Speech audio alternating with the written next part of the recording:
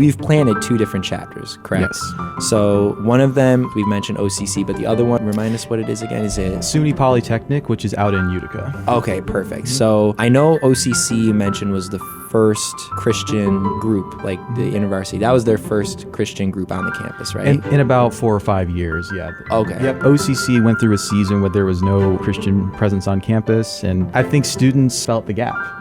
OCC, even for a commuter school, I think has a lot of vibrant religious life. We've seen MSA on campus, we've seen Buddhists on campus, and I think there was a felt lack of Christian presence on campus for a couple of years, and eventually that made its way to me through someone I actually go to church with. That's a little teaser for the story of how OCC got planted. SUNY Poly, it's interesting. I went out to SUNY Polytechnic about 3 years ago now. I was sent there right after the pandemic, and they had one InterVarsity ministry, and not only was that the only Christian club on campus, it was the only religious club, period. Wow. Holy moly. Yeah, it's a 4-year tech school, and people it's very common for students just to come in, do their classes and leave. But we want to present students with bigger vision for their lives, and that starts with bigger vision for their campus. So I went to SUNY Poly 3 years ago, started a Bible study. It was nothing fancy, like we didn't have some big room, we didn't have a worship team.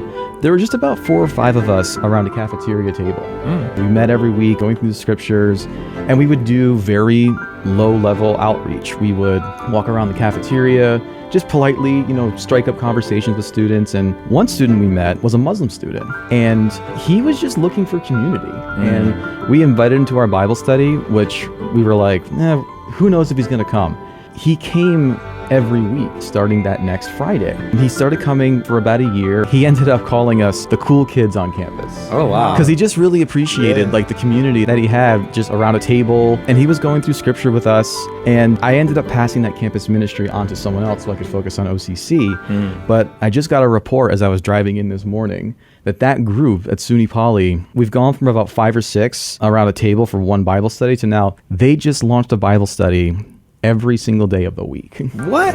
over there at that school. Oh my goodness. That's amazing. I joked with my boss, my supervisor, I was holding them back. She's like, no, you set a foundation.